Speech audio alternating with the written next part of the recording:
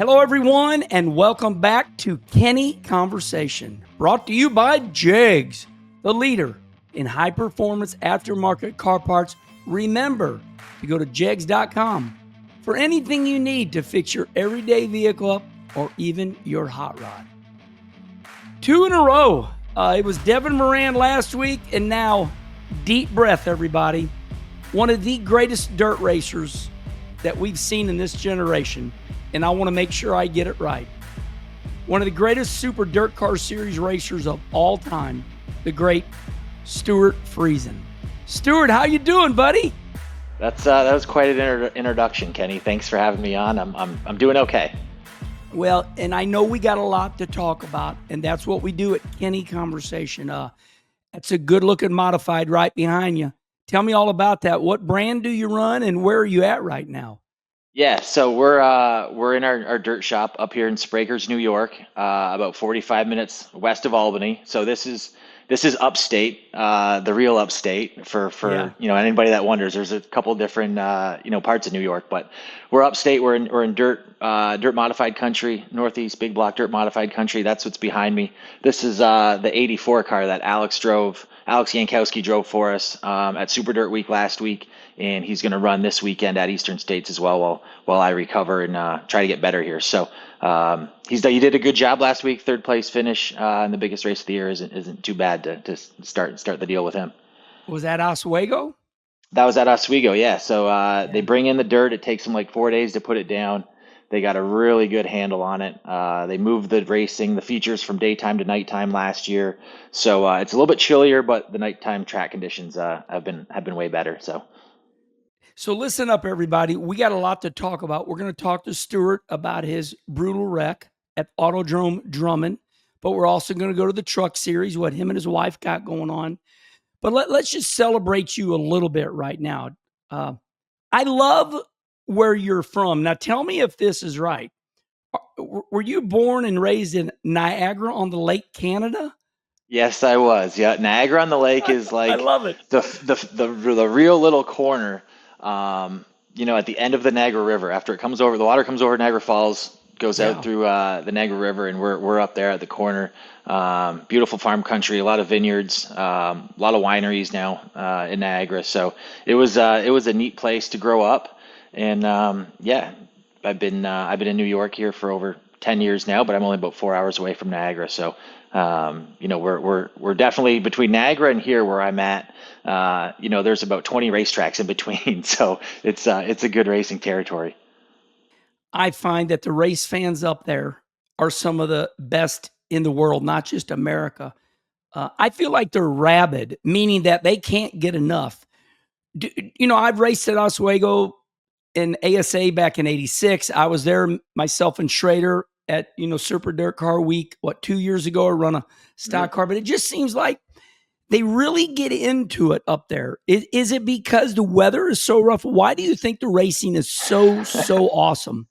Yeah, it's funny you mentioned the weather because it feels like after 4 months of snow and cold, the first races of the year in April are packed. People are coming out, they're all excited, and then it falls off a little bit in the summertime, and then it seems like it ramps up again this time of the year when all the big races are coming. There's a lot of support for Super Dirt Week. Obviously, that was huge. The car count was I think one of the biggest ever, and the fan turnout was really, really big as well, bigger than it's been in probably in the last 4 or 5 years. So it's good. There's just a lot of choices for race fans during the summer times and the summer months.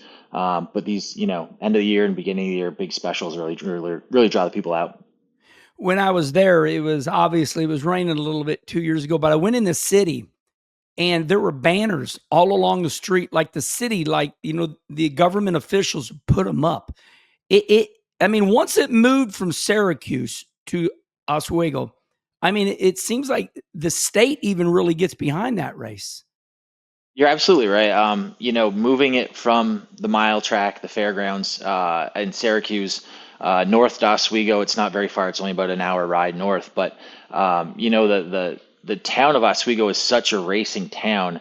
I think World Racing Group and Dirt Car and all the officials did a really good job of transitioning that Super Dirt Week vibe from the mile to Oswego. And then, like you said, the town officials or city officials, the mayor comes out. We had a congressman that was one of the dignitaries before the start of the big block race, which was cool. So there's a lot of support behind it, and because it's such a big event, you draw that many cars and that many people, it's a big impact on the city of Oswego for the week that we're there. So we try to leave it as we came in.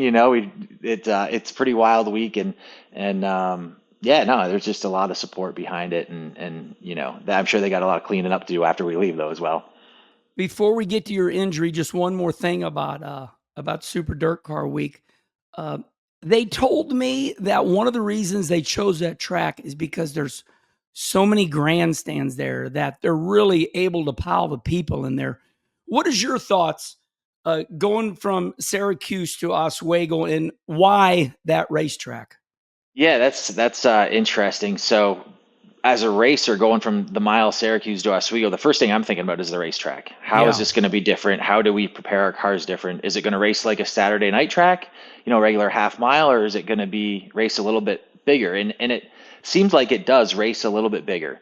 It's a little bit bigger than a half mile. The corners are really, really long and sweeping. It's more round than any of the Saturday night tracks or the tracks along the Super Dirt car schedule. It's unique in its own right. So I think as a racer, that's made it good, or made the transition from the mile at Syracuse to Oswego kind of tolerable. I know it's been 10 years now, but I grew up as a little kid going to the fairgrounds and sitting in that big grandstand and watching, these dirt modifieds go on a mile when we only watched them on quarter miles and half miles all year long. So some of the body work and tricks that guys would do at Syracuse doesn't really play out on the short track, but it's still like that race of the year. It's our, Knoxville Nationals, our, World 100, where everybody brings their A game, a new car, fresh body, fresh tricks, aero tricks that they have.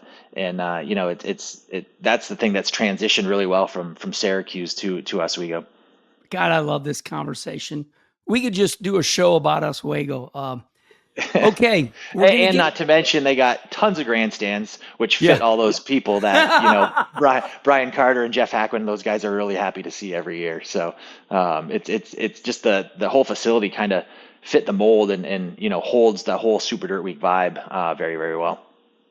I'm 62 years old, Stuart. So I'm not really a dirt racer, but I wanted to learn how to run dirt. I started dirt racing at 44 years old. I won that Prelude to the Dream, and Tony Stewart said to me, "What's this all about?" And I said, "Well, maybe I should have been a dirt racer." So, buddy, I've got it bad. I'm addicted to it. I started dirt racing at 44 and I run the super late models. But I'm older age. I found our whatever you want to call them mortifieds. Uh, I have a good time on dirt, and I absolutely love it. And I sure did enjoy my time up there around your people. And Brett the Jet had me at Albany years ago. We did our best. The motor went to popping and farting and finally blew up on me. But just a I remember that. Yeah. shout out to all your people, buddy. That is Racing Country USA. And okay, everybody, this is it. We got a lot to talk about. We're gonna zone in on the Autodrome Drummond wreck, and then we're gonna celebrate your career, and we're gonna get to NASCAR. So on July 28th, my friend, I was in that car with you. You're peeking to the outside of somebody going down the straightaway, right rear dips off, and one of the greatest dirt racers of all time, you. Just take us from there because we're not in that car with you. We're only watching. Tell me what you remember. Yeah, so the whole night was going really well. We time trialed well. I think we won the heat race. It was us and Shepard going back and forth. Maybe we ran second. It's kind of fuzzy, but we're running well. I forget where we drew for the feature. The top 12 redraw. In Super Dirt Car races to set the starting spot. So we drew. I'm not sure. Tommy, you remember? I don't know. Anyway, it doesn't matter. It was back a couple of I rows. like tell Tommy to come here. Let me look at him. Tell him to Tommy, bring us. come over here for a minute. Yeah, this So is what's great about Tommy's Kenny conversation. this Yeah. is my crew chief, Tommy Conroy. He's been with us 4, 5, 6 years now. Is like family, Hi, and he Tommy.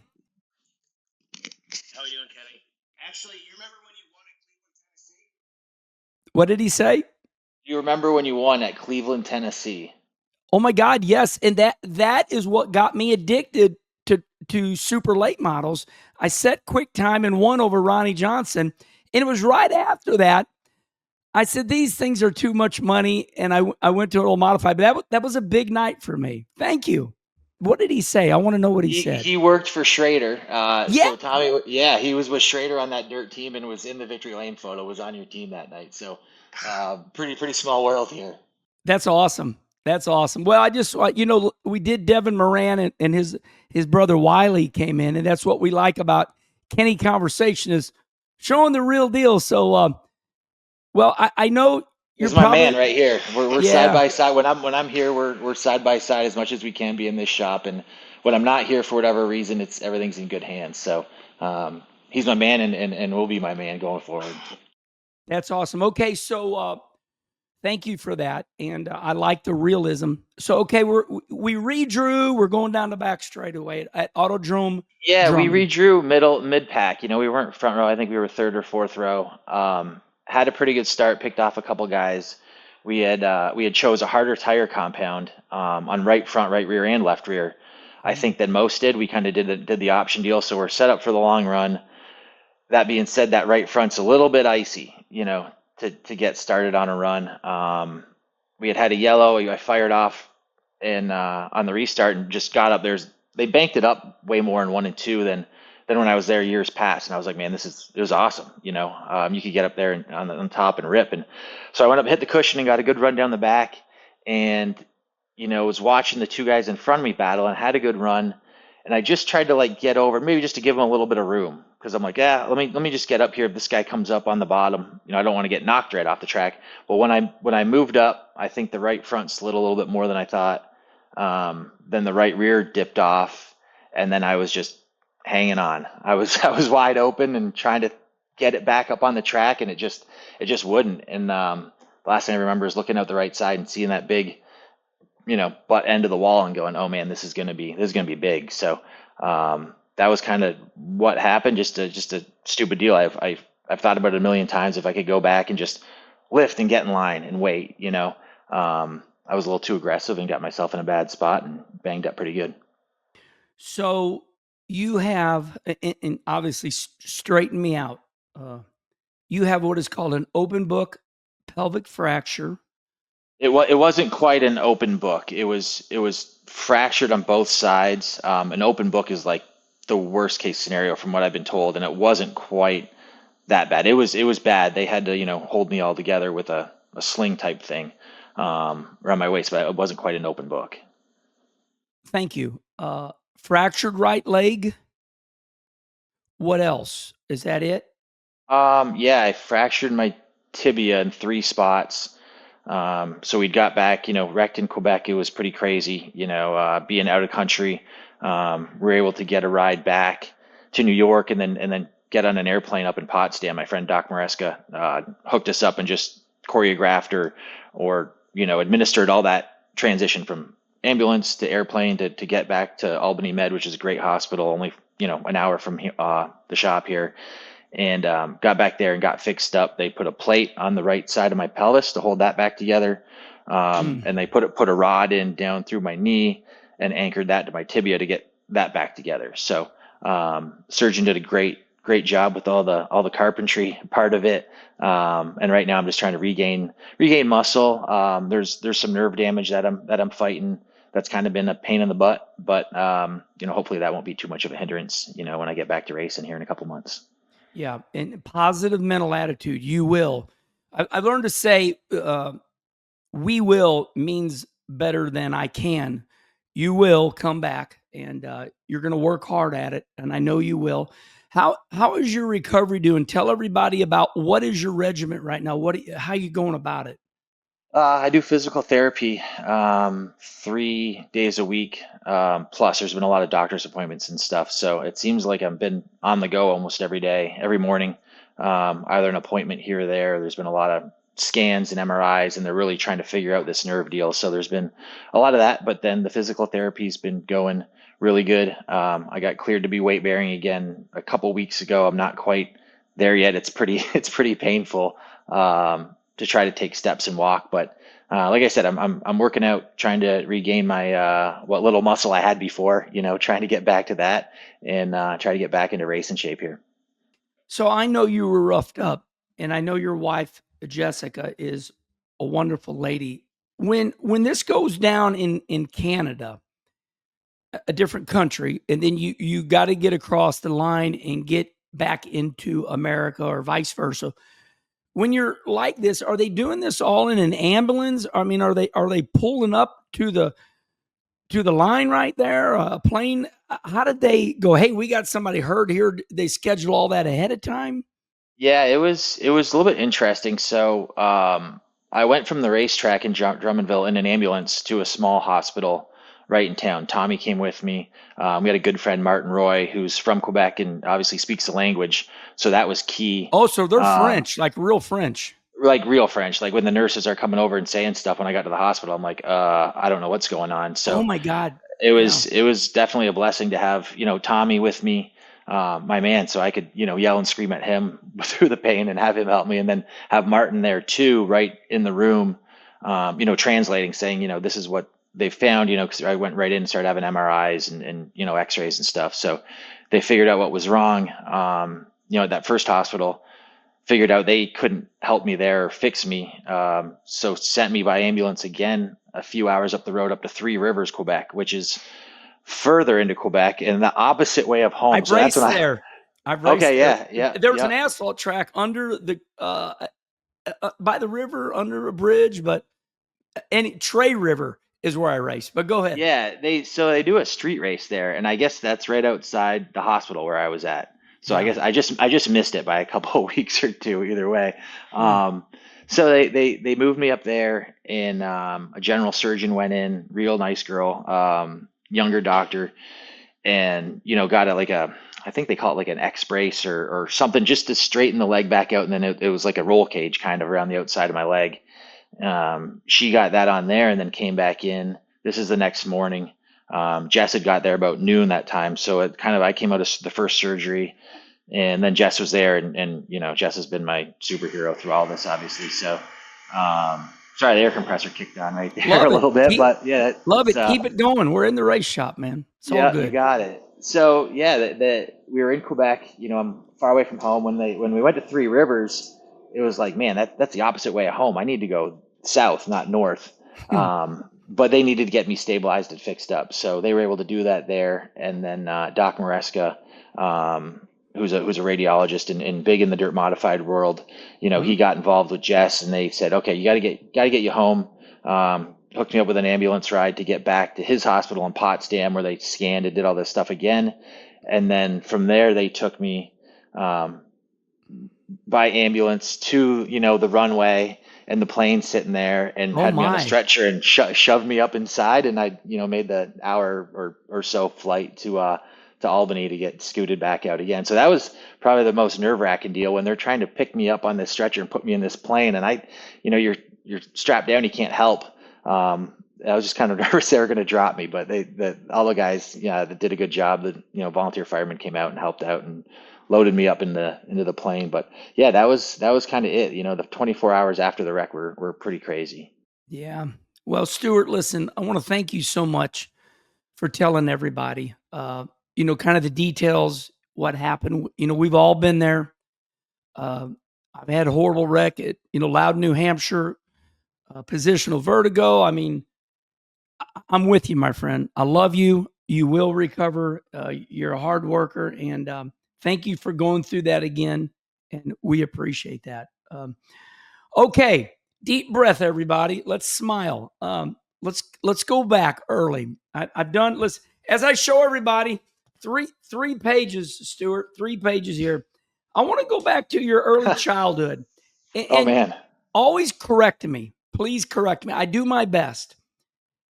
Am I reading this right? Your family owned Ransomville Speedway in Western New York. What was that all hmm about?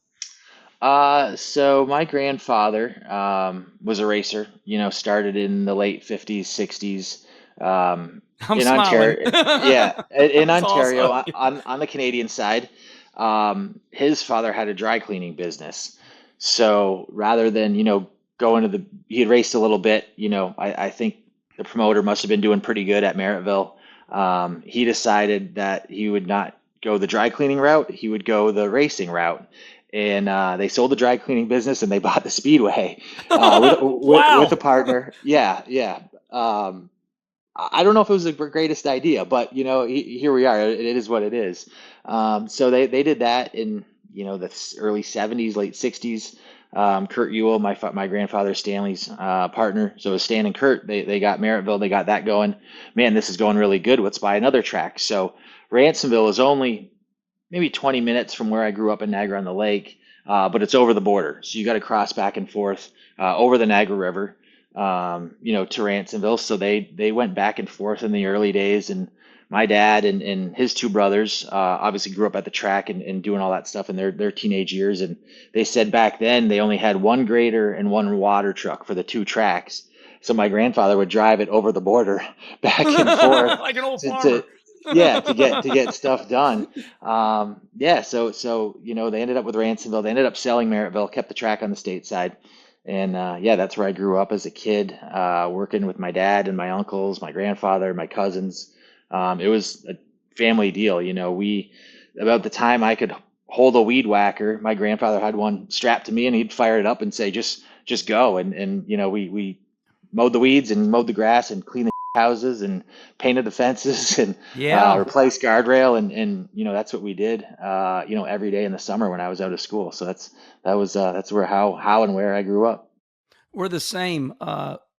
Brother Rusty Wallace, we built Leaf Spring dirt cars, and we called it Poor Boy Chassis. And we had a checkbook, and Rusty'd say to me, my nickname's Herman. He'd say, "Herman, clean the damn bathroom." At first it was like, okay, I'm cleaning a bathroom, but then it was like I had to learn that everything needs to be done. And so when here you are, one of the greatest dirt racers and race car drivers of all time. But Stuart, it is true. We do what we have to do, don't we? Absolutely. I mean, growing up at the track and doing all that, there's no job too big, no job too small. It's just the jobs that need to get done, whatever it is. And that translate to working on these race cars and the way Tommy goes about his day, just checking boxes and doing everything. There's not one thing where you step over it to do something else. You got to do it in succession on the way of preparation. So yeah, growing up at the track was a lot of fun and taught me a lot of stuff. About mechanics and working on Packer trucks, and my Yeah. cousin and I jumping in Packer trucks, I think one day when we were 10 or 11 years old and bombing around the pits, and man, we certainly got screamed at for that, but it was just part of the things we did at the track growing up. It was a lot of fun. When you're out there racing right now and you're running for, I don't know how much money you run for, $100,000, $10,000. When you're racing at any racetrack in the world, and the track is not good, it's rough, do you find a little bit in your heart to go, well, we grew up at racetracks, and do you ever go to the promoter? And I mean, because you know so much about dirt racing, dirt tracks, do you ever get involved in that and go, I could help these I guys? What do you Yeah, do? I that's a sticky conversation sometimes, as you know. Track prep guys have a lot of pride in their art, and it's an art form.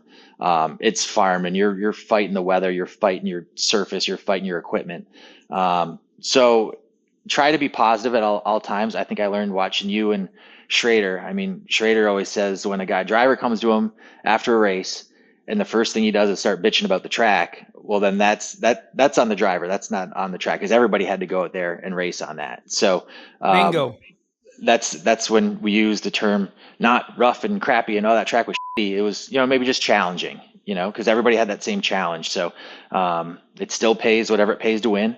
So when we come across challenging racetracks, we just do the best we can and set it up. Sometimes you got to get up on the wheel a little bit, and it is what it is. But that's tough. Some tracks you look at and it's like, man, they could have came and watered this place last night or 2 nights ago and kind of got ready, and you can kind of see that side of it sometimes when there isn't a lot of heart behind the track prep and a lot of devotion, because it's a full-time job. So yeah, it's something I'm definitely passionate about though. Yeah, you're taking me on so many avenues because I didn't know this about you. It's pretty incredible. You're a real racer, and I'm sitting there looking at that car behind you. You could have been in that car, and you know, I wash my car. I do all my tire prep. I work hard. I'm thinking, look at you. You could win 100 grand at say 7 in the evening on a Sunday, and then on Monday you're washing the dirt off that thing, aren't you? That's absolutely right. Sometimes that's the best mornings to come to the shop is after a big win, and it just energizes you to to keep going. But yeah, no matter if you win or finish 10th or the thing's tore up, it's the same process to get it back to the best it can be. The next time you go to the racetrack, as when I grew up, and started racing a little bit into the go-karts and into the sportsman, modified division. My dad did a good job instilling in me some stuff, and it was like, man, we might not have the best car here, the nicest car, the fastest car, the newest car, the most expensive car, but with what we have, if we can just make it the best we can, we're putting our best foot forward. So that's what we try to do, every day.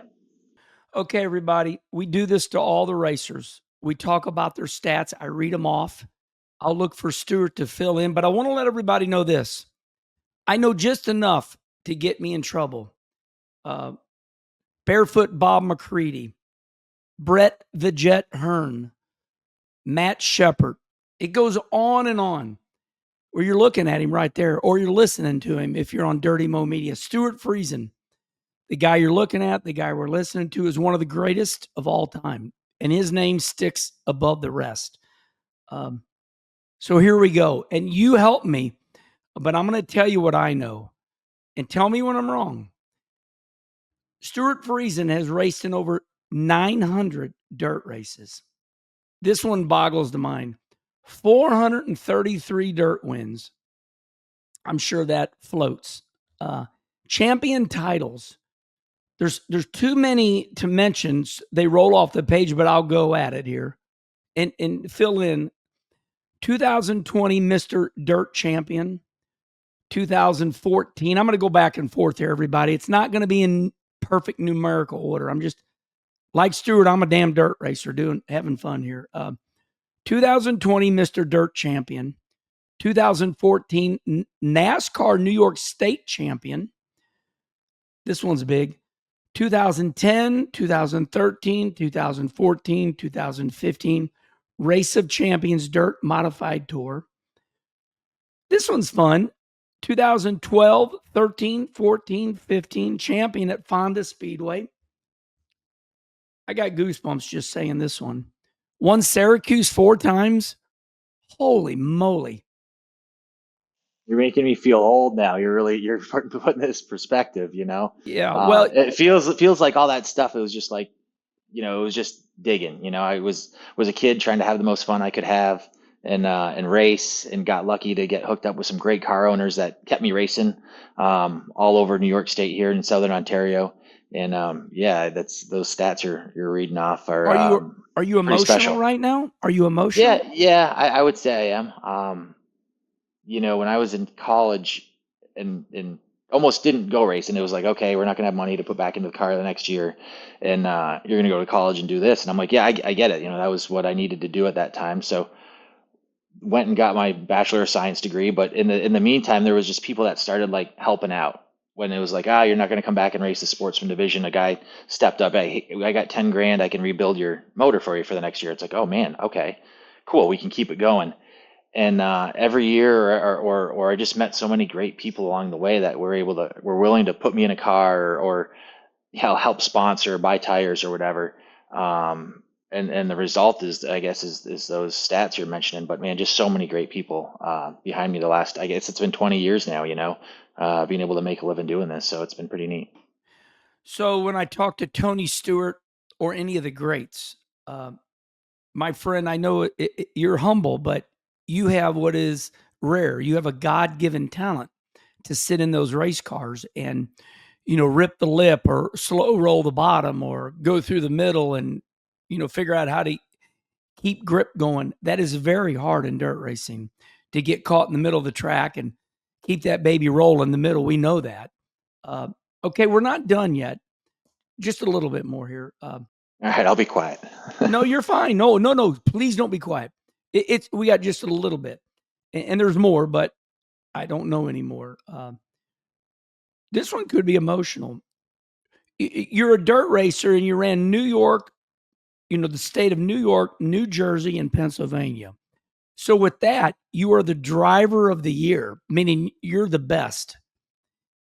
You were the driver of the year 2010, 14, 15, 20, and 21. Holy moly, driver of the year.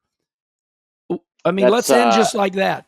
Yeah, that's a special award that, just seeds you amongst all your peers or all my peers You're up the here in the best. Northeast. And that's the Eastern Motorsports Press Association has done that award for the last forever years. And it's named after Richie Evans, who was obviously one of the all-time greatest ever in a pavement modified. Rapid Um, Roman. Is that what we called yeah, him?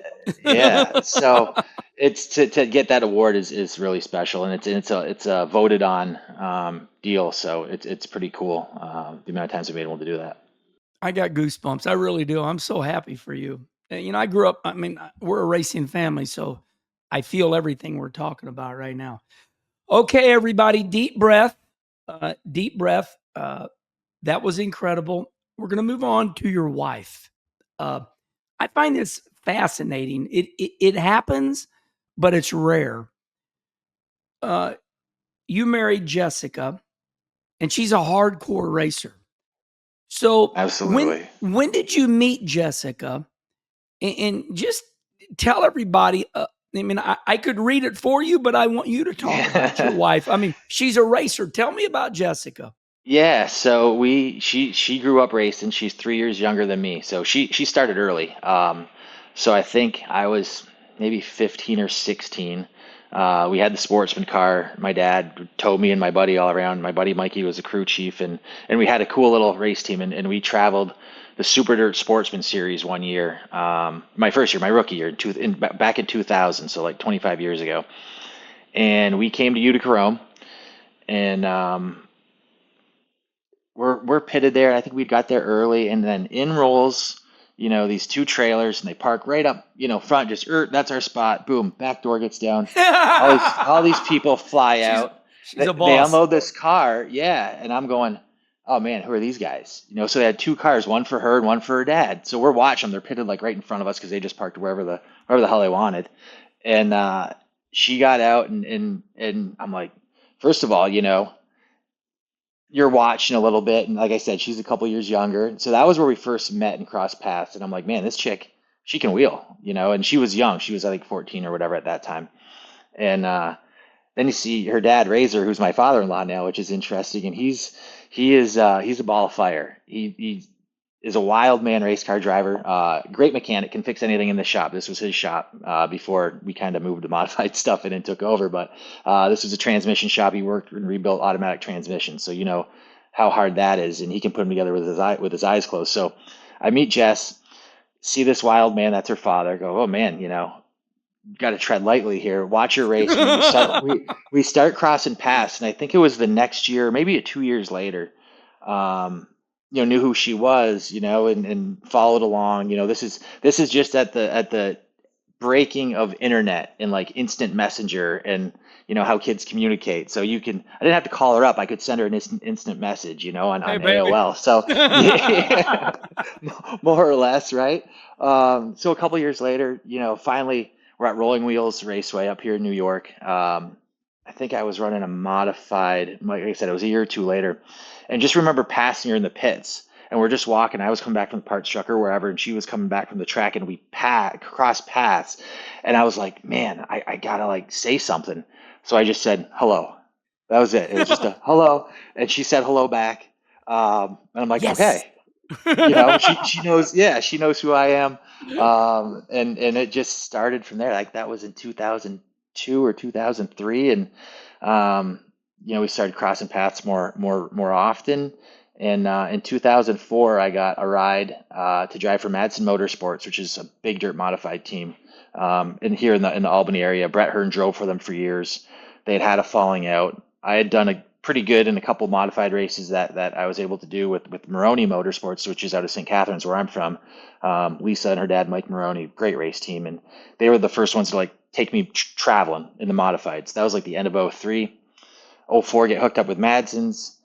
Where we're going to race on Friday. We're going to run Albany, Saratoga on Friday nights. We're going to do some Saturdays at Fulton, and Sundays we're going to run Utica Carome. Well, that's where Jess races every Sunday. So you see where we're going. All of a Yeah, sudden, let's go race there. let's go race there. Yeah, and yeah, so we started dating, and she's a hardcore racer, so she had her own goals and things that she wanted to do, and she got into the sprint cars.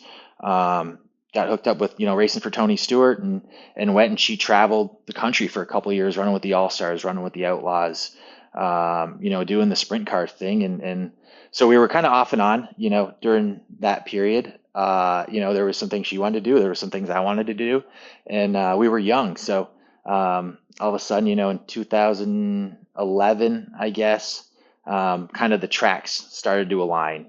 She's like, I don't want to be on the road, I want to be home and race. I was kind of just getting my together, more or less, like she says, from like 2005 when I graduated college to like 2011. I was a wild man.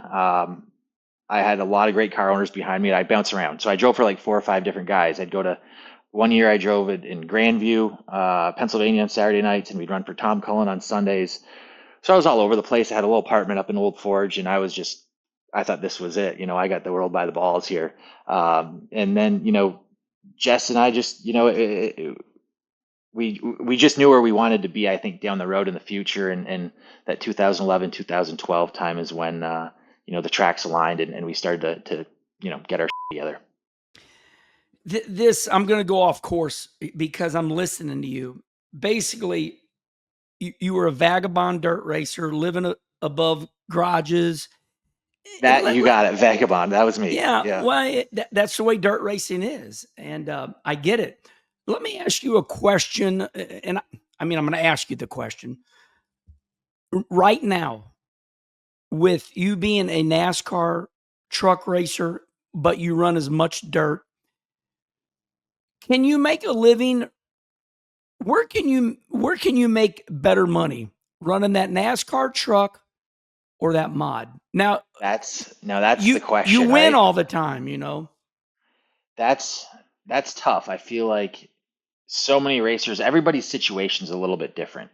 Whether they have sponsorship, whether they drive for a car owner, the NASCAR side of it is totally different, in that it's so market driven and sponsor driven. You got to be a great racer to be in NASCAR, as you know, and you got to have the funding and the sponsorship behind you. And while I was bouncing around racing, I'm like, man, that was my goal. I mean, I want to run NASCAR. I just thought if I win every dirt race I run for a whole year, at the end of the year, there's going to be a phone call. Rick Hendrick's going to call. Somebody's going to say, hey man, why don't you come try this out? And it never happened, and I'm racing. And I finally got hooked up with Buzz Chu, Ron St. Marie Spot, his crew chief. And when I was up in Old Forge, they ran their Bush North car out of a shop up there. And I needed a place to store my stuff. Like I said, I had a couple car owners and just needed a place to work on it. So Spot was like, come up and you can work on your stuff out of here. So I learned a lot in those 3 years about where you can kind of make your money and how it works. And, these guys are in Bush North. They got, full jam Bush cars. I've never even seen something like that before, just to be in the same shop with those guys. And he's like, look, if you can get a good deal together, driving for these guys on dirt, he goes, you got to pursue that, and you make yourself a pretty good living. And I listened to Spot, and that's what he said to do. And that's what I went and did. And I kind of put this whole NASCAR thing on the shelf, until I got hooked up with Chris Larson and Hallmar. But I guess it all depends. Some rides in NASCAR, you got to bring the funds and the sponsorship. And so I think some guys probably race for nothing. They're just racing to do it, to get their name out there, build their brand, whatever, get experience.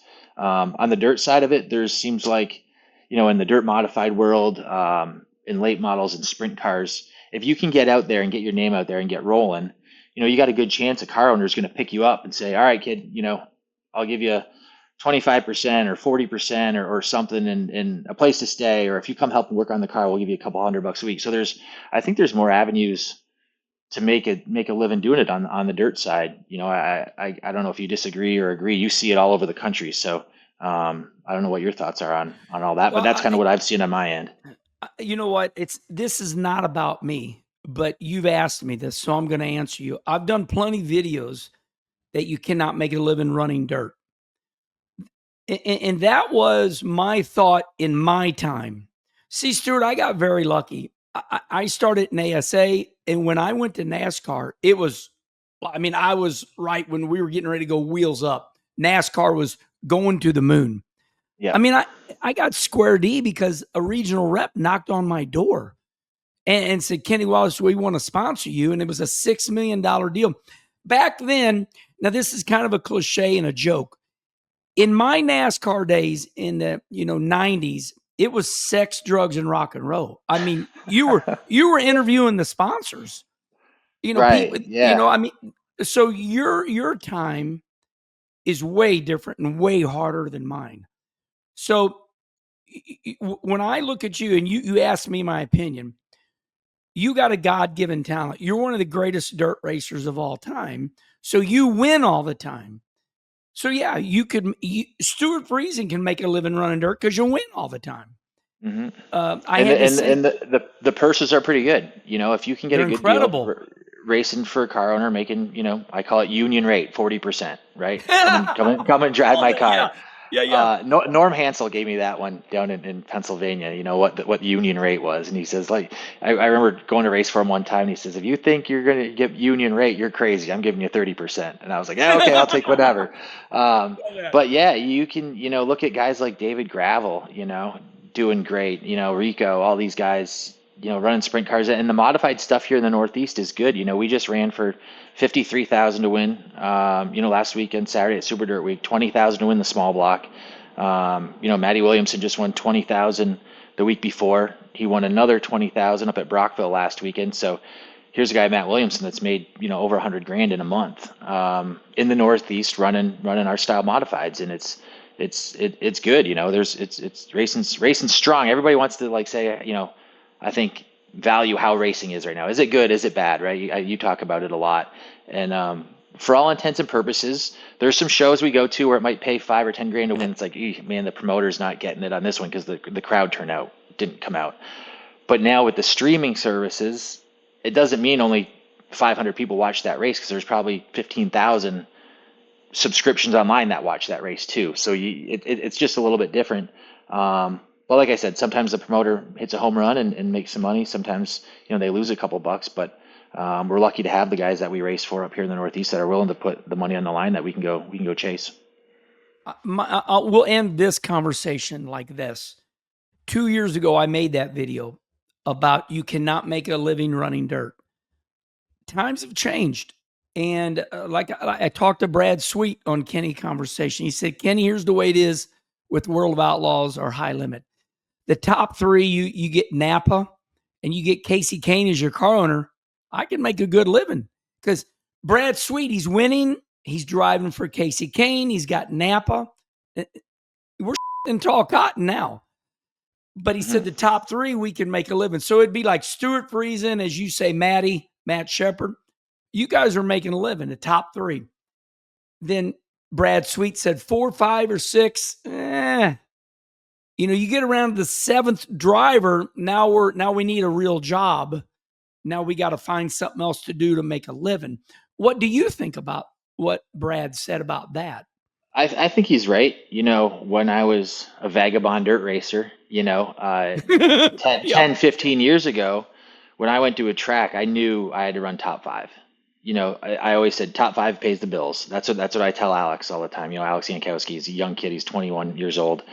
And I'm like, if you can go, he's trying to do it on his own. He's got some good sponsorship and some good rides. And I'm like, but you got to run, like you said, if you want to make some decent money, top fives pay the bills. So that's the key. If you can, as I was learning, if I could get a third or get on the podium or squeak out a win or two here and there, that's good. But you need to be, if you want to do this and make a living, I mean, it's a tremendous amount of work. It's not just all, race car drivers and pretty girls and like you said, sex, drugs, and rock and roll. You got to be in the shop working on your stuff. a lot of these Northeast modifieds, like the drivers are the crew chief. You got to be able to call your own shots, and with a little bit of track time, you get, as dirt racing. The drivers on the sprint car side of it or late models, they got to be able to get out of their car, know exactly what's in their car, and either tell somebody to do it or communicate with somebody that's also very good. Like I have Tommy here, we can communicate really good to make a change quickly. And that's the experience level, and then that's where you're making money too when you get that experience level. So it's a hard thing to build up to, but if you're dedicated and really grind it out, it's doable. So we'll end this. I keep saying we're going to end this. I love this conversation. In ending, here is my answer. Can you make a living running dirt? If you're Matt Shepard or you're Stewart Friesen, yes. Who's the new hot rod? Who else is out there that has caught your eye? We have a few. I'm talking Northeast dirt modifieds. Yeah. Obviously, there's great talent all over the country, but in our fishbowl up here, you got Alex Yankowski, 21 years old. I feel like he's been on the circuit 5 or 6 years already. Tanner Von Doren is another young kid out of Pennsylvania who's running really, really good. Man, these are some names. How the hell you say their last names? Yankowski, Von Doren. They're Pennsylvanians, so it's all a little different down there. Who else we got? Tommy? Logan Watt, there's a good one. Another Pennsylvania kid, grew up at Grandview. How old is he? 16, 17? Yeah, 16, 17. I followed him in hot laps at Port Royal earlier this year. And I'm like, okay, I know it's Logan. He just moved up from the sportsman division. I'm like, I'll give him a little gap. I'll give him a little gap. I might run up on him. He took off and he put car lengths on me, and I went, holy this kid and Port Royal's a big, fast track, especially with the big block. And he can lay it down. And then he came back and ran second or third at a super dirt race at New Egypt earlier in the year with us, and good runner. But you look at that as like Shepard and myself and Williamson's a little bit younger, but as we're getting into our 40s and stuff, it's like, oh man, who's coming behind us? And there's a lot of guys coming behind us that are going to start pushing and take our share of the pie here pretty soon. Yeah, really good stuff. Okay. We're at 47 minutes, and somehow I knew this would happen just because you and I are like-minded. We got to move to NASCAR. We don't have to. Always. we can do whatever we want to do.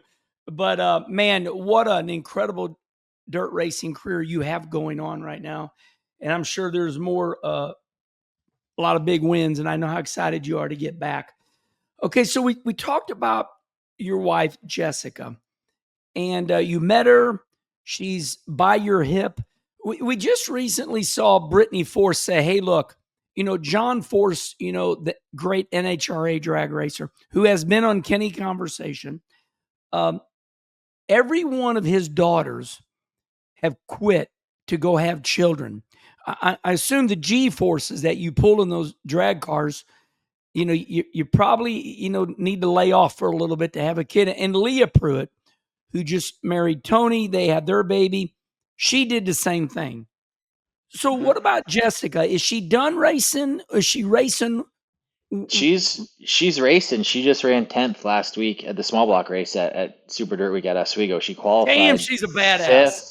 She time trialed 5th out of 98 cars in the small block division. So she can wheel and she can lay down a lap and run with the best of them. So she's still racing a little bit. We got to the point where we got married, and just like you said, it's just a natural thing of, and some women don't want to have kids, and that's totally fine. My sister's like that. She says, no kids for me. That's good. We got dogs, but Jess and I got together and it was something we had talked about, and we're like, man, we want to start a family. It's just, that's what we wanted to do. It's totally natural. So she, got out of the seat, for over a year. She had her own sprint car stuff still going. Corpac Merchandising's her, big sponsor that's been helping her out for years. And we kind of stopped and decided to get pregnant and try to have a baby and try to start a family. Good stuff. Awesome. I know how much you love her and what a great marriage. It's exciting for me to watch because when I met my wife, she knew what I was doing. She never questioned me. My wife never said race car or this. She just, that's she know, and I see that in you guys. Okay. Cliche. So we come down the hill, we come NASCAR, and we're just going to jump a lot. Okay. Here, we're going to move forward. 2019, the Eldora Dirt Derby winner. You win Eldora in a NASCAR Craftsman truck or whatever they called it at that time. Gander Outdoors Truck Series, I think it was at that point. Thank you. Maybe I'm lying. I'm not sure. I knew it was hard to pronounce and hard to say. Well, for years it was the Charlotte Motor Speedway. Then they trained us to go, no, it's the Lowe's Motor Speedway. I'm like, make your mind up. Yeah. So yeah, we do our best because sponsors are important. Okay, Mhm. so 2019, the Eldora Dirt Derby, you win that damn thing. Now you're a 4-time NASCAR Truck Series winner. You won Eldora, you won Phoenix, you've won Texas, you won Michigan this year. You're a badass. Pretty Those are pretty unbelievable and pretty surreal. Doing this, run the dirt, trying to get a career going, and then, where I was, say 10 years before, all the NASCAR stuff started or the last 10 years happened, I would have said, no way would we ever even get to make laps on tracks like that, let alone go there and race and win races. So it's been really, really special. So tell me, let's go back to that. We just told everybody you're a 4-time truck winner at some of the greatest racetracks in America. Phoenix, I love that place. Texas, you're hauling ass. Michigan, you're hauling more ass. But that 2019, you showed everybody, okay, I'm a dirt racer. You go there. Did that win? Now listen, we can go another 3 hours, but Right. this version, when you won Eldora in that truck in NASCAR, did that parlay? Tell me about that win and kind of afterwards. That was, the biggest win ever. At that point we had won Super Dirt Week 4 times or 5 times. Yeah. I guess five because we won the first one at Oswego, and those were the biggest races of the year, and we won that truck race at Eldora, our third 16 our fourth time trying to go there and race. That was where we started, when we started out. But to go there then and win that race and finally get up on that stage and hold up the big trophy, and not only that, it was Eldora and it's just a super cool racetrack and one of the best in the country dirt track, but it's also has the NASCAR vibe too, because it's like, man, we finally won in NASCAR. We'd been in the trucks a couple years at that point, and it's like we did it. We won a NASCAR race. It was unbelievable. Yeah. So this you glossed over it. Chris Larson, Hallmar. So you are Hallmar Friesen Racing in the truck series right now. That dynamic has always made me go, what's that all about? And you said Chris Larson. So it's Hallmar Friesen Racing. And everything I read, your wife Jessica is involved. Is she helping run the truck team right now? Tell me everything. Yeah, she does a lot of the books. There's a lot of stuff that goes on in between Statesville, where the truck shop is, and Hallmar head office, which is, Hallmar's a big construction company worldwide, all over the United States, and their main office is Wow. their main office is in Nanuet, just outside New York City. That's where Chris hangs out. He has partners in Italy and all over, but yeah, the last three years, I guess. Jess and I really took over a lot of the day-to-day stuff with the truck team. Trip Bruce worked for us, and Beth Baldwin kind of did that beforehand. And it got to the point, it's like we gotta kind of get involved here and with the day-to-day stuff more than just show up and drive. So we got involved a lot more with the day-to-day, and yeah, she's booking hotel rooms, rental cars, flights, submitting invoices, doing payroll. She's a big part of behind the scenes of HFR on the NASCAR side. I love this. Jessica qualifies 5th out of 90 cars at Super Dirt Car Week.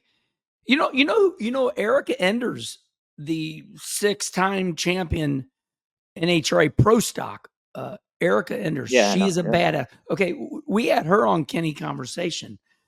She does all the booking. She and then she drives the car and wins the races and lets the team get the car ready. That is a great dynamic. It seems like the ladies are smarter than us. Let the men do the grunt work. And so coming to an end here, I'm very interested in the dynamics. So down in Statesville, North Carolina, you have the NASCAR Truck Series team. Hallmar Friesen, your wife's kind of running that, and you're in your dirt shop right now. Uh, so was that Mikey you're saying right there? Uh, your crew chief, Oh, Tommy. Yep. Tommy, excuse me, Tom. Sorry, Yep. Tommy. But does he run all that? I mean, how do you balance these two deals? He does. When I'm down there or away or NASCAR racing, Tommy's here getting dirt cars together, washing them Sunday morning, Monday morning, whatever it takes. And, we try to do Fonda Speedway. That's our home track. It's 15 minutes from the house. We try to do that every Saturday that we can, just because we absolutely love it. I wouldn't rather be anywhere else on a Saturday than at Fonda. So when we run the truck races on Friday night, a lot of times I fly home and I get home about noon, 1 o'clock on Saturday, and it's just enough time to come down here. He's got I the car see like this, this. sitting on the scales. I'm kind of a weirdo, and I like to do things myself. And Tommy knows that, so I like to see the numbers and see where the car's at, and then we go load it in the trailer and we go race again. But without him, I couldn't do that. It's a lot to prepare these cars for myself and Jessica. And we have a great team behind Tommy. Jake Hastamore comes and does all our tire work. I don't know if you can see Yeah, behind me, but check I see this them. out. Oh my God, yeah, Like that's over. That's over. I just got done doing that's my tires, and it was a little I, bit, I but I watch you. You're a good tire man. I watch how you're siping and grooving and grinding. I'm like, man, all right. we're racers, buddy. Yeah, it's all Hey, good. And that's what it takes to get this done is more racers behind us. your cars. Now, what I'm going to embarrass myself, but I don't care.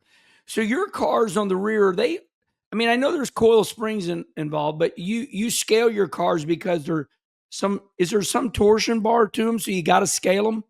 So we used to run torsion bars on the rear coil front for forever in dirt modified racing. And 5 or 6 years ago, Bicknell kind of came out with this deal of coilovers, a left side panhard bar, real short, rear radius rods, which gives the car a lot of jacking in the rear. That panhard bar stands up and the left rear rod, digs in, kind of like your cars. I wheelie up Um, all the time. People hate it, but I go to victory lane, so I tell them to yeah, get over it. Get over it. you're gripped up. You're gripped up. You got to have it. But that's the way our cars have went here. So we do a lot more in the Spring Smasher now. And no, you don't really have to scale them every single time. But we run, and you get this from the IMCA to UMP. So we run World Racing Group Dirt Car Big Block Modifieds. That's one rule set. Then there's Dirt Car Small Block Modifieds. That's another rule set. Then we have Oh the Short Lord. Track Super Series, where it's totally different. You can run LS motors and open small blocks and some real cool stuff on that series. So they're all different weights. The cars have them different percentages, so you can't just go off, your smash number all the time. We kind of have to have smash numbers and baselines for all the cars, and it seems like every week we can't just run the same car over and over. It's like we run it 3 times, and we got to take that motor out and put this one in, or we're going from American Racer tires to Hoosiers, so that's different. So yeah, scales are still our best friend. I love it. Yeah, and I hear sometimes the World of Outlaw or Lucas Oil Dirt late model racers. They still love the old grain scales. Some of those Sure. guys Yeah. like those grain scales and get underneath the car. You know. Yeah. I think there's a set. Jess's dad has a set here in the back, the old grain Yeah. scales that they used for years and years. And it's the way to do it. I mean, it's one way to do it. It's not wrong by any means. It gives you the same number either way. Yeah. Well, there he is, everybody. Um, a God's gift, one of the great dirt racers of all time. So let's end like this.